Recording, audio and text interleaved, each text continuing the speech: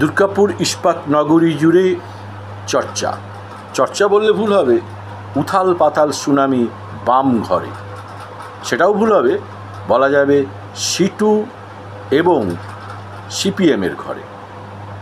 কেমন? বিদ্যাসাগর এভিনিউতে HSEU, Hindustan steel employees union, এক কথায় যা সিটুর অন্তর্ভুক্ত, সেই ইউনিয়ন অফিস আজ যোগা সেন্টারে পরিণত হয়েছে। এমনই একটি ছবি, কতগুলি ছবি ভাইরাল হয়েছে, সেই ভাইরালের সত্যতা দুর্গাপুর বার্তা যাচাই করেনি এবং একটি মহিলা কণ্ঠ ভাইরাল হয়েছে। এখন প্রশ্ন হলো, সিটুর শ্রমিক আন্দোলনের পীঠস্থান, দুর্গাপুর ইস্পাত নগরীর শ্রমিক আন্দোলনের পীঠস্থান BTR ভবন, যা বিদ্যাসাগর এভিনিউতে 1 নম্বর বিদ্যাসাগর এভিনিউতে অবস্থিত, সেই BTR ভবনে যোগা সেন্টার। প্রশ্নটা কিন্তু এখানে, যেখানে মার্ক্সবাদ আলোচনা হবে, এঙ্গেলস আলোচনা হবে, লেনিন আলোচনা হবে, যেখানে প্রতিনিয়ত শ্রমিক শোষণ চলছে, যেখানে আবাসনের যে লিজ লাইসেন্সিং নিয়ে যে চরম হতাশায় অবসরপ্রাপ্ত শ্রমিকেরা, সেখানে সেসব আলোচনা, সেসব আন্দোলনের রূপরেখা জীবন রায়, দিলীপ মজুমদার, মৃণাল ব্যানার্জি, রঘুরাম সিংহ রায়, আরও অনেক অনেক নেতা যেখানে আন্দোলনের রূপরেখা তৈরি করেছেন, সেই BTR ভবনে যোগা সেন্টার। চরম বিতর্ক এখন বাম ঘরে, উত্তাল বাম ঘর। তবে কি শ্রমিকেরা একেবারেই মুখ ঘুরিয়ে নিয়েছে সিটুর থেকে, হিন্দুস্তান স্টিল এমপ্লয়িজ ইউনিয়নের থেকে একেবারে শ্রমিকেরা মুখ ঘুরিয়ে নিয়েছে, নাকি হতাশ শ্রমিকেরা, নাকি হতাশ হচ্ছে নেতৃত্ব? দেখা যাক। এদের এক নেতা বললেন, না না, ওটা কমরেডদের স্ত্রীরা যোগব্যায়াম করে, ওটা ভাড়াটারা দেওয়া হয়নি। আপনি সরাসরি কথা বলবেন, সরাসরি কথা বলতে হবে, তবে ওটা ভাড়া দেওয়া হয়নি। তাকে প্রশ্ন করা হয়, তবে কি এবারে বিয়ে বাড়ির ভাড়া দেওয়া হবে? সপ্তমে গেল তার রাগ চড়ে। বলেছি তো, আপনি সরাসরি কথা বলবেন, বিয়ে বাড়ির ভাড়াটারা কিছু নয়, ওখানে কমরেডদের স্ত্রীরা যোগাসন করে। এখন কমরেডরা শ্রমিক আন্দোলনের নেতৃত্ব, শ্রমিক আন্দোলনের রূপরেখা, শ্রমিকদের সমস্যা নিয়ে BTR ভবনে আলোচনা হয় না হয়তো, সম্ভবত, কারণ তিনি বলছেন কমরেডদের স্ত্রীরা ওখানে যোগা করেন। আবার একদল বলছেন যিনি যোগা করাচ্ছেন তিনি INTTUCর নাকি DSPতে যুক্ত, তার স্বামী হচ্ছে তার যুক্ত।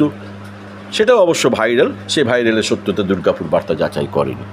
এখন প্রশ্ন হচ্ছে, একদল বলছেন যদি কমরেডদের স্ত্রীরা যোগব্যায়াম করে, যোগা করে, অন্য তো জায়গা আছে, অন্য স্থানেও তো করতে পারে, BTR ভবন কেন ভাড়া দেওয়া হচ্ছে? এর আগে কোনো এক কালে ফিল্ম শুটিং হয়েছিল, সেটা নিয়ে বিতর্ক হয়েছিল। বারবার বিতর্কে মুখ পুড়ছে সিটুর HSEU, হিন্দুস্তান স্টিল এমপ্লয়িজ ইউনিয়নের নেতৃত্বে। প্রশ্নটা উঠছে, তবে কি হতাশ তারা?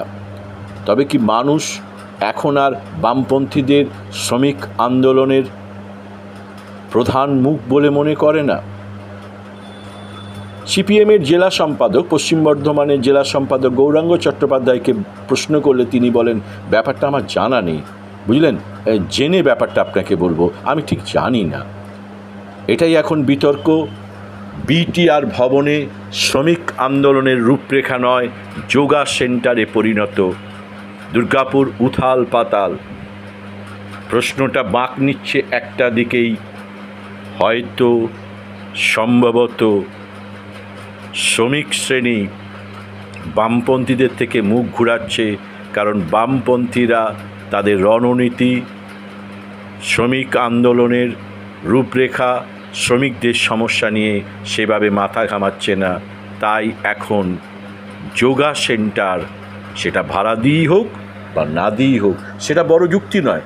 যেখানে চর্চা হওয়ার কথা মার্ক্সবাদের, যেখানে চর্চা হওয়ার কথা শ্রমিকদের সমস্যার, যেখানে শ্রমিকদের কলকাকলিতে ভরে থাকবে বিটিআর ভবন, সেখানে যোগা সেন্টার, সেখানে যোগা করছেন কমরেডদের স্ত্রী, এক নেতার কথায়।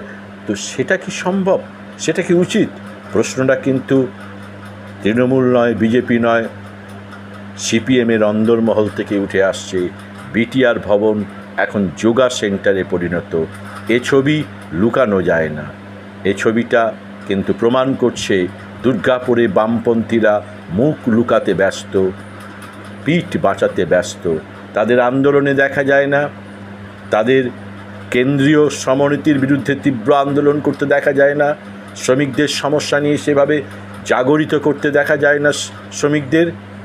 কিন্তু বিটিআর ভবনে যোগা করতে দেখা যায় একাধিক মহিলাকে।